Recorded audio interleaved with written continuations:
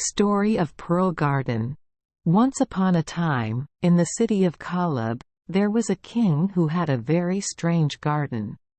Every year, the trees in the garden did not flower or bear fruit, but produced beautiful pearls. But one day, a magical transformation occurred that not only made the trees no longer bear precious fruit, but anyone who slept overnight in the garden would die tragically. In the morning, people saw the body of a brave young man cut into 2 pieces. The king had 3 sons, 3 brave and aggressive young princes. One day, the king called his 3 children to him and advised, "Your life will not last much longer. I will divide all my property with you children except the pearl garden because I do not want you to die there."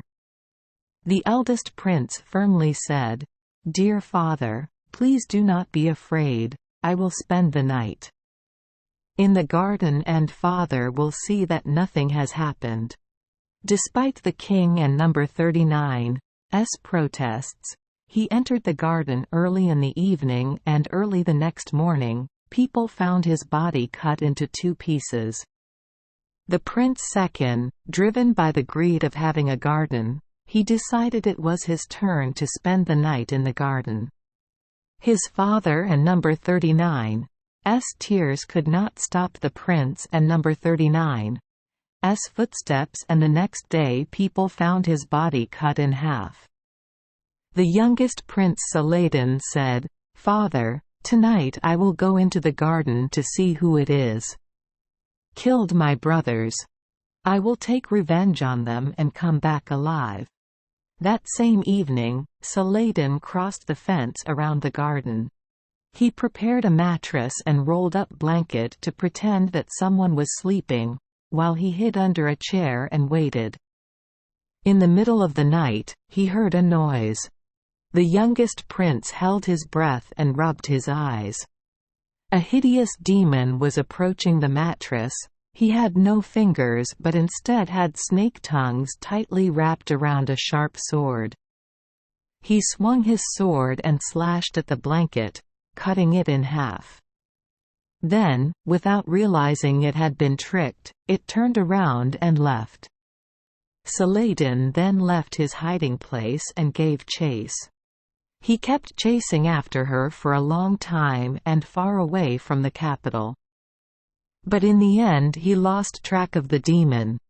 The distant horizon only shone with hot rays of sunlight from the desert sand. The prince was lost. He looked around but didn't and #39 see a single person, and he didn't and #39 know which direction to go to get home.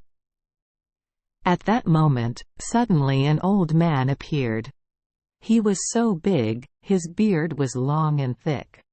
He sat on the scorching hot sand and placed a knife in front of him. "Hello," Saladin said. "Hello," the giant replied. "If you hadn't and #39 greeted me properly, I would have eaten you up. What are you doing in this desert?" "I and number 39 am chasing the demon who enchanted the pearl garden." "Do you know where it is? If you go straight, you and number 39 'll meet my brother. He was only born 1 day ago but he knows everything. He will help you anyway." Saladin fixed the giant and number 39's beard to show his gratitude. After that, he continued on his way. A while later he met another giant. This person is much older and bigger than the first person. He politely greeted and asked for directions. The giant advised him to go straight until he met his mother. "She will sit next to the flour mill. Take advantage of her sleep to come in and drink some of her milk. My mother will treat you like a child, young man, and will protect you from all dangers." Saladin thanked the giant and took care of his beard, which was much thicker than his youngest brother and number 39's beard. After that, he set off again. He drank the giant mother and number 39's milk while she slept. "What are you looking for here, my son?" she asked as soon as she woke up. The prince told her the beginning and end of his story. The mother listened attentively and then said, "My eldest son is about to return. It knows more than we do. Surely he would know where that demon was hiding." Just then, there was a strong wind and a fierce thunderclap that made the ground shake. "There it is," the giant mother said, then she blew on him. Turned him into a bright red pomegranate. As soon as the monster returned home, he cried out, "I smell human flesh. Where did you hide him? How could a human come here?" The mother exclaimed, "Probably the smell of the people her children ate today is still lingering there." The demon calmed down. "Okay, if there is no one, then you will eat this delicious pomegranate. It makes my mouth water." Quickly, the demon grabbed the pomegranate, split it in two and popped it into his mouth. Luckily, a seed fell out. The mother saw it and immediately picked it up and hid it in her hand. The demon was satisfied and went to rest, resting his head on his mother and number 39's pillow. The mother pretended to pick at her wig as if she was catching lice. In fact, she was looking for her father, who was afraid of white hair because whoever had it in his hand would be able to command the demon and make it do everything he wanted. "Oh, I hurt you so much. Done, I found your father." "The lice are so clingy," the mother replied, pretending nothing happened. "Hey child, do you know who enchanted the pearl garden in Kalab City?" The demon asked in surprise. "Why do you care? To that garden? You and number 39? No, after you answer me," the mother said and laughed. The giant demon gently rubbed his head against his mother and number 39's thigh, spitting out phlegm before saying, "That garden used to belong to us. But one day, for some unknown reason, one of us sold it to the king of Kalab. For a long time, we tried to find a way to buy it back with all the gold coins, but no king agreed. So the demons decided to send the most evil demon among them to cast a spell to make the tree no longer give gems and will kill everyone who spends the night in the garden." "So where does that evil devil live?" The mother asks it, and number 39's very far away. No one can get there. "But where exactly is it?" the mother tried to ask. "In the air. Beyond the sight of demons and even further from the sight of humans. It lives on a fairy island located in the middle of 7 wide seas. In his castle, there was Bodor, the most beautiful woman in the world." After knowing everything she needed, the giant mother opened her palm and blew on the pomegranate seeds. Saladin immediately appeared. The giant demon jumped up and was about to rush in to swallow him alive, but his mother stopped him.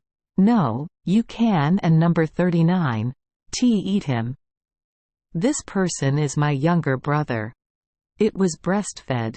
Moreover, it also holds 3 strands of my white hair. I have to help my sister find the demon who enchanted the pearl garden." "No, Mom," the demon protested. "His island was guarded by a sea demon many times stronger than me. On each side of the door are 2 ferocious lions ready to pounce on anyone who dares to enter." "What about the workers? How did they get in and out of that place?" Saladin asked slyly. The demon explained, "There is a chain hanging above the castle gate and swinging steadily between 2 lions, but getting into the city is very difficult.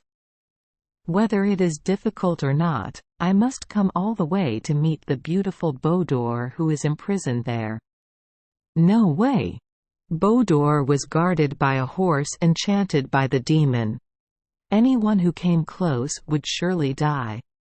But Saladin kept begging, forcing the demon to finally give in.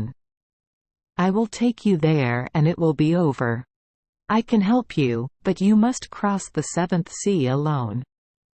"I will do it," the boy answered with hope in his heart. The giant mother shook her head, then gave him a lighter and said, "If you have trouble and Don and number 39 know what to do, light the lighter and burn a strand of white hair and call me to help. I will wait for you." Then she added, "Please wear this ring." Saladin took the ring and put it on his finger. "From now on, my soul is in that ring. If you drop it you will lose your life. Look, I also wear a similar one when you are in danger. It will squeeze my finger and I will know that you need me." The demon mother just finished speaking. Not giving the prince time to thank her, the demon placed him on his shoulder and flew up into the air. While flying, the demon suddenly asks, "Seen from above, what does the ground look like?" "Like a disc," Saladin replied. "What about now?" the demon asked as he flew up higher than the fire.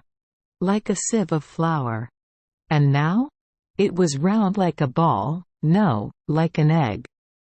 Now it and number 39 like a coin, look, is it like a speck of dust?" The prince exclaimed in admiration.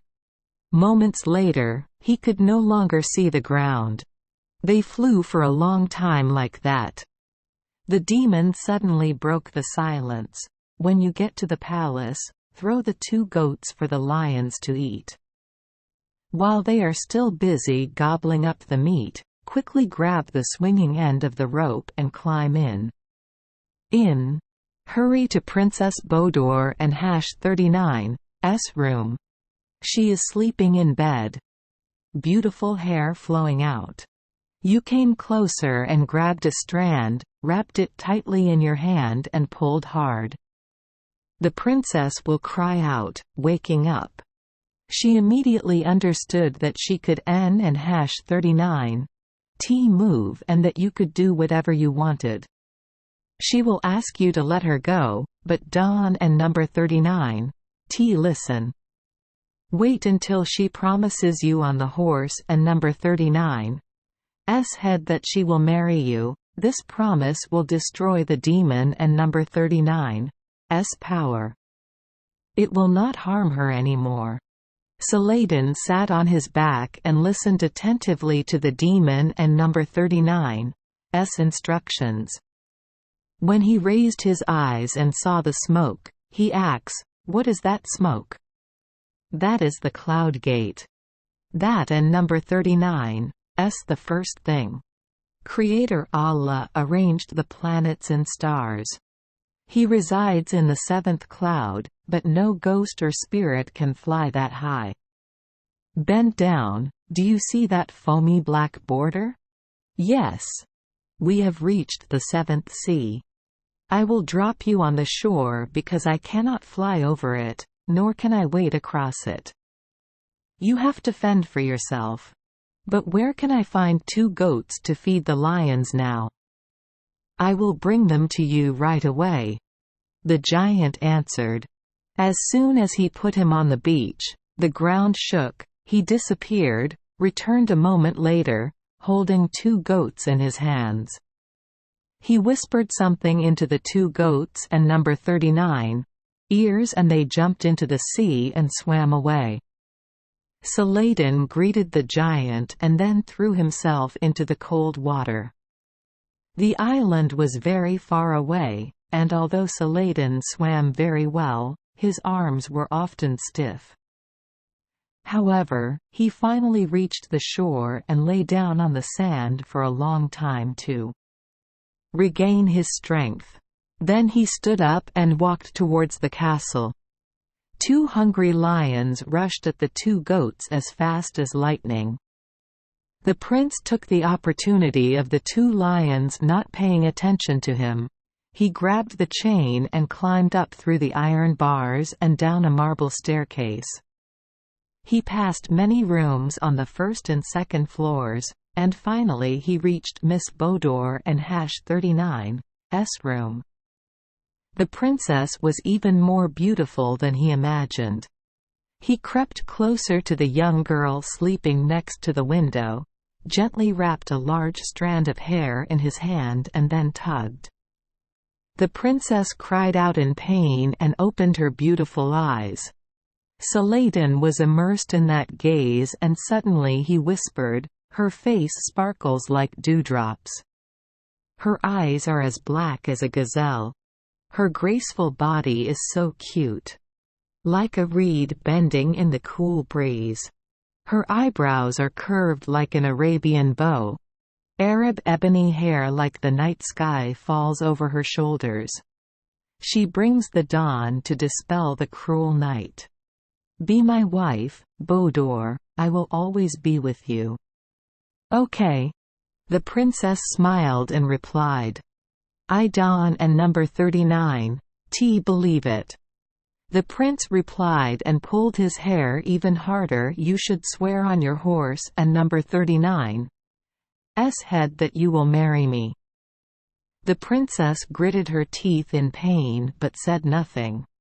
Saladin pulled harder.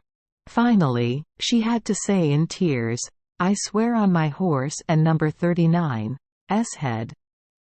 The animal immediately neighed with joy. The demon completely lost its power and could no longer control it and its mistress. Saladin looked at the princess who had just been freed from magic, his heart overflowing with love. He loosened his grip and let go of her hair. She worriedly asks, "How can we escape the castle now? There is an extremely cruel demon always guarding this castle." Immediately, the prince heard heavy footsteps echoing in the hallway. He also heard the giant mother and number 39's voice echoing from afar. "The ring is squeezing my finger, disaster is coming. Son, quickly burn the first white hair." The prince turned on the lighter and burned the hair. A flying carpet appeared. Saladin, Bodor and the horse jumped on the carpet and flew out through the window. They flew across the 7 seas, but the demon guarding the castle was still chasing after them. In his right hand he holds a huge snake. He chased after him so fast that Saladin didn't and #39's have time to burn the second hair. So he and the princess were caught by him. The demon released the snake on the carpet and grabbed the beautiful princess. The snake sputtered, raised its head and bared its venomous teeth. The horse immediately jumped in front of the prince to protect him. Saladin took that opportunity to burn a second hair. In his hand immediately appeared a set of golden bows and arrows. He drew his bow and shot a shot towards the snake. After killing the golden arrow, he turned back and shot another shot, hitting the monster and number 39's heart. He had to let go of the princess. Saladin quickly opened his arms to receive her. She asked him, "Where are we going, my prince?" "We will return to the city of Khalab, to the palace of my father the king. He will certainly be very happy to see us again and see you and I married," Saladin happily replied. The carpet gradually lowered, the ground appeared in the shape of a speck of dust, a coin, a plate. And finally the city of Khalab. But the capital is being torn apart by invaders. A large number of knights with swords in hand jumped over the city walls, broke down. The city gates and a massive army ferociously rushed into the streets, spreading disaster. Saladin looked painfully from above at that scene. He burned the third strand of hair, and in his hand appeared a magic sword that sparkled like 1,000 rays of the sun. The sword flew out of Saladin and #39's hand and rushed in to behead the enemy. The invaders were extremely frightened and jumped up to their feet and ran for their lives. The people cheered and praised the prince before that miraculous victory. Saladin led the hand of the beautiful Princess Bodur into the palace. The king was lying on the bed, his face pale, his eyes lifeless.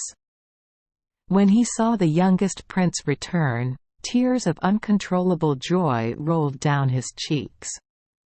The prince swooped into his father and number 39's arms, and the king felt well again. The next day, the wedding ceremony of Prince Saladin and the beautiful Princess Bodur was held. The wedding party lasted for 7 days and 7 nights. Saladin wanted to return the Pearl Garden to the gods, but they refused. So in the afternoons, he often took his wife for a walk around that magical garden. Thank you for joining us for today's fairy tale. We hope these stories bring joy and meaning to your day. If you love our channel, please hit the subscribe button so you won't miss any exciting tales. Wishing you a good night and sweet dreams. See you in the next story.